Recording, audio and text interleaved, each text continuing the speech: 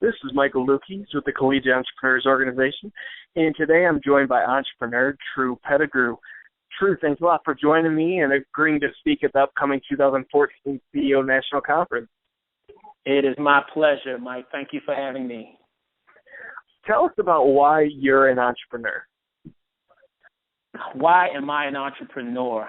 Well, one reason it's the ability. Being an entrepreneur gives you the ability to provide a service to a community of people that otherwise may not receive that specific service that you provide, because you have the autonomy to meet needs that you know exist in the way that you know that they need to be met. So it gives you an opportunity to serve in a manner that's consistent with the need that you see and living out the vision the way that you know that it needs to be lived out, almost to the point where it's a calling based on your specific gifts and your specific talents that otherwise may not be met and would leave an entire community of people with unmet needs. And entrepreneurship also allows me to create something that doesn't already exist. And I've always been of the belief that when we only accept what already exists, which is normally, working for existing organizations, and there's a role for that. But when we only accept what already exists, then to me that means we rely on other people's creations for our own happiness.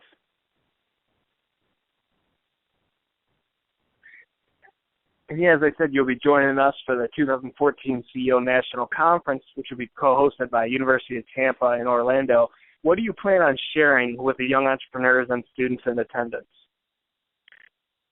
My message is going to be focused on the importance of identifying your personal purpose and how to connect that with your brand purpose, as well as the importance of having a purpose beyond profit.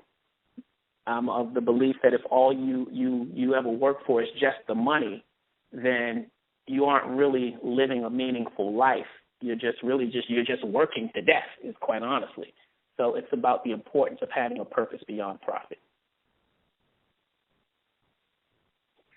So when did you discover your purpose in life, and how did you use that information going forward? Great question. For me, I discovered my purpose, it was about 6 years ago. I remember it was right around the time I moved to North Carolina from Boston. I was living in Boston. And about 6 years ago, my wife and I moved to North Carolina. And I began doing these men's fellowship groups I call rap sessions. And it was just a group of guys that I had met getting together, just talking about things that affect and impact us as men, as fathers, as husbands, as men. And I always believed that career choices in general should be aligned with your gifting and your passion. And I was doing that in my career and was having financial success. I was doing really well for myself. And I had found that the intersection point between my gifting and my passion, I was delivering on that in my marketing profession. But what I realized soon, or when I got down here and started doing those rap sessions, is what was missing was my service. Because everything that I was doing in my career, I was doing it pretty much for myself up until that point, feeling like I needed to be a good provider for my family, but I was doing it for myself up to that point. But when I started combining my gifting and my passion with the opportunity to serve others, and not just doing it for a profit, but for a purpose beyond profit, then that was the missing piece. And I kind of call that your GPS to finding your purpose. You know what I mean? It's kind of that you're gifting, your passion, and your service. Do you feel that people can be successful without living out their purpose through their work? I'm sure that depending on who you ask, you get a number of different responses to that. But since you're asking me, I guess my response would be no, Mike. I don't think so. And obviously that depends on how people define success. But I believe true success is holistic. success. You know, it's not just financial. It's financial is a big part of it, obviously, but it's also spiritual, physical, mental, relational. And I just think all those things kind of contribute to a holistic success. And if you're in a position where you are separating who you are from what you do, I think it's tough to really achieve holistic success. And that's why I would say no, that what you do should be in line with your purpose. So let's say we just help somebody realize that they're not currently living out their purpose in their current work or life in general. What would your advice be to transition into living out their purpose? Hey, I mean, like I just said before, I mean, I would say follow that GPS. I mean, we all have it, right? I would say follow your GPS to your purpose, and that's your gifting, your passion, and your service. And so you would first have to identify your gifts and your passions, and then find out what's the intersection point between those things, and what is it that exists at that intersection point of what you're really good at and what you're really passionate about. And once you've done that, then this is what happened for me. I mean, it wasn't quite complete until I was able to recognize how I could use that to serve others.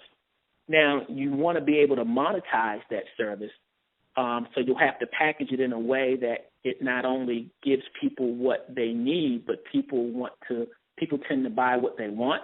So you have to package it in a way that it's not just what they need, but what they want.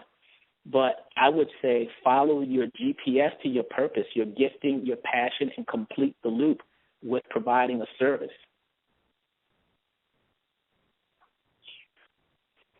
And do you have the mindset that no matter what your passion is, if you follow that the money will follow?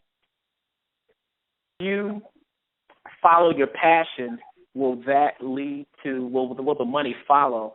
And I would say I am of the mindset that is the case, but I would encourage you to not just follow just your passion. That's important. But and I say that because you can be passionate about something but not necessarily be good at it. Just like you can be good at something and not necessarily be passionate about it.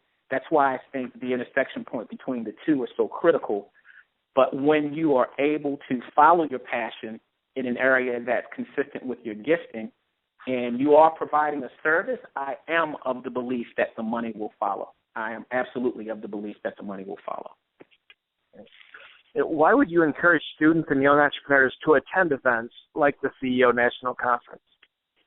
Oh, man, that's easy. I mean, when I look at something like the CEO National Conference, what you and your team are doing,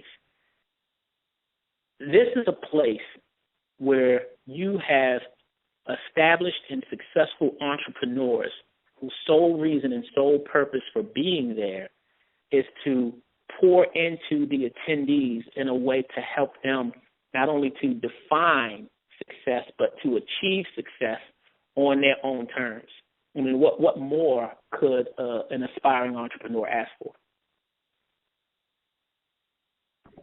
And outside of what we touched on, what would be your best piece of advice for a young entrepreneur? Oh, man. I mean, it's pretty simple, right? It's easier said than done, but never give up. I mean, I can't stress that enough. Never give up. I mean, there'll be a time when there'll be some things along the way that are what I call necessary endings, but never quit, never give up. There'll be times along the way where you'll have to change the approach, but never, ever give up on the dream. Great. How can people find out more about you and Tru Access? A couple of ways. They can go to tru-access.com. That's tru-access.com. So tru-access.com. They could follow me on Twitter at Tru Access, TRUACCESS, or they could go to the Tru Access blog and follow the blog there. So a number of different ways that you could learn more about Tru Access. Once again, it's been Michael Luchies from Collegiate Entrepreneurs Organization with Tru Pettigrew of Tru Access. Tru, thanks again, and we really look forward to seeing you at the 2014 CEO National Conference. All right. Thank you for your time, man. I appreciate it.